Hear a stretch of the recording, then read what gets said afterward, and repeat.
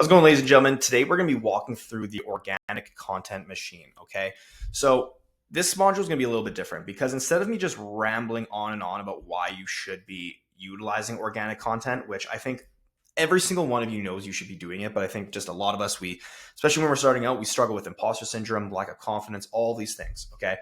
Instead of me rambling on to you about why you need content, I'm going to break down the importance of this in a more design sense, in a way where you can actually see why you need this. Because truly, if you understand how important organic content is, it is going to make the biggest difference for your entire business and for your personal brand.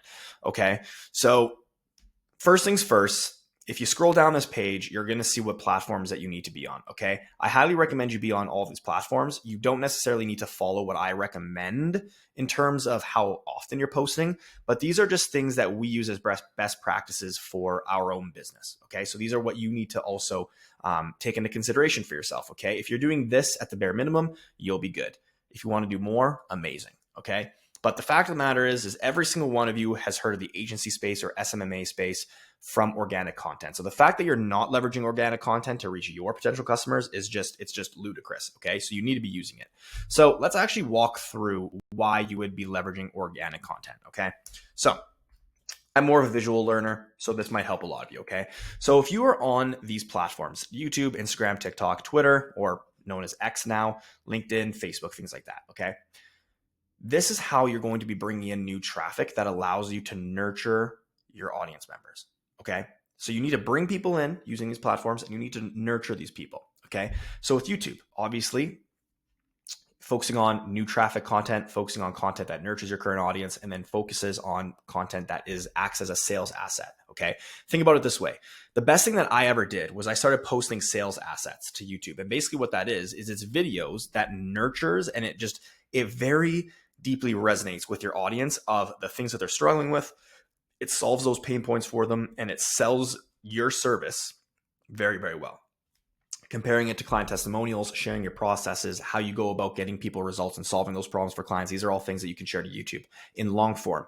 And when you think about it, when your appointment setter is in the DMs or they're calling people or they're texting people and they're having these discussions, they can refer to this YouTube video or these YouTube videos that you have, right?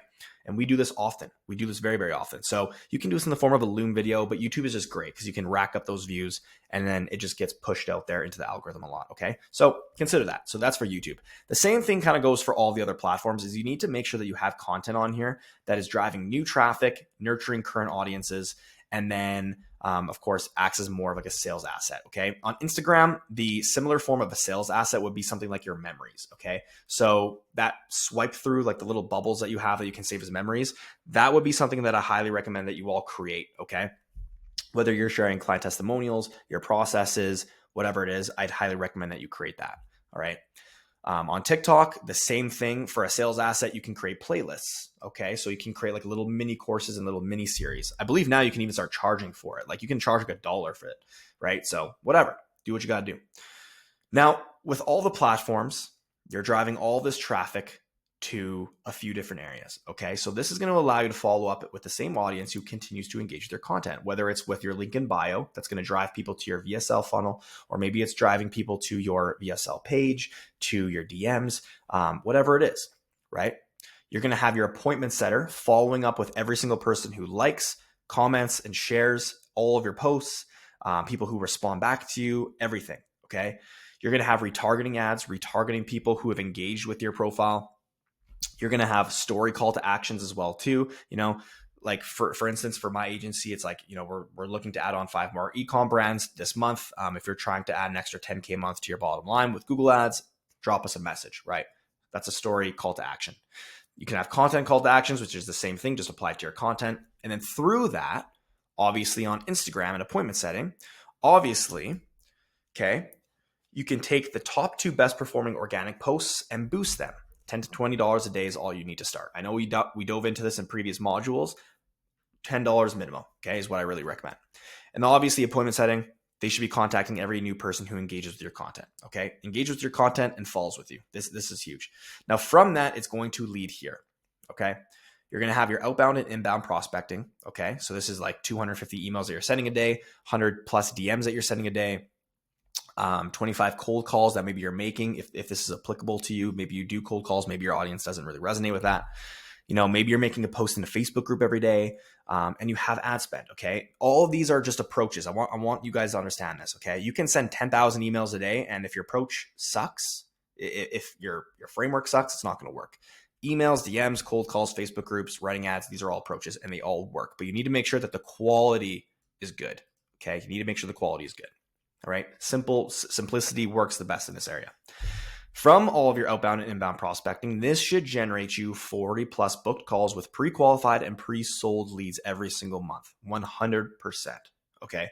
It's literally foolproof. Once you have the proper approaches optimized with your outreach and your inbound, you should be at least able to book 40 plus calls a month with all the systems that you're doing, like 100%. We book 40 plus calls a month with just inbound. Okay. Not even including outbound.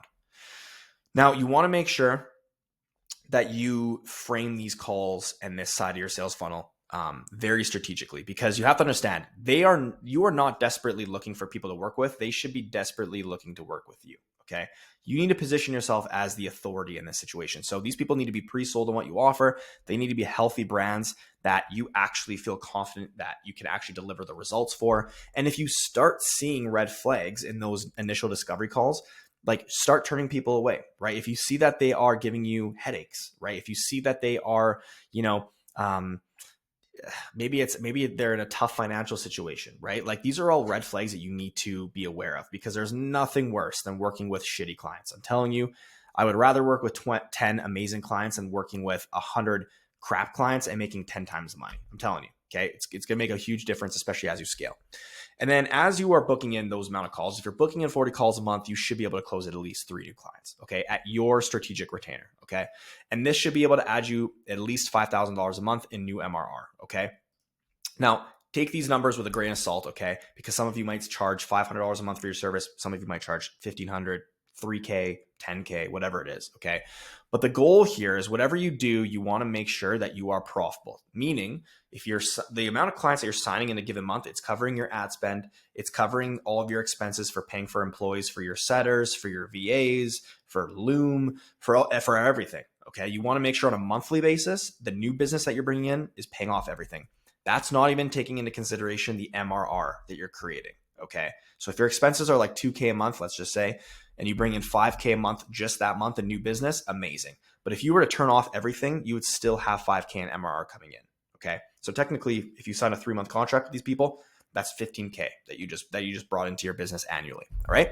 So that is the big thing here, all right? So hopefully this makes sense. I know I'm a visual learner, but what I've done is I've attached the lesson plan and also this breakdown inside of the module, so you can take a look at that. As always, if you guys have any questions, just let me know. But I really encourage you guys to start creating content. I'm telling you, when I start creating content, that's when everything changed for my business, because it just acts as an online resume, right? You're running ads. People are going to come to your Instagram. They're going to come to your Facebook. They're going to check you out on LinkedIn. They're going to go to your YouTube, your TikTok, whatever it is. And they're going to see if you're credible. Okay. So make sure that you have everything set up. Make sure that everything looks very professional, very clean, and you'll get results. Okay. Best of luck, everyone. Hope you guys have an awesome rest of your day. And let me know if you guys have any questions inside school. Cheers.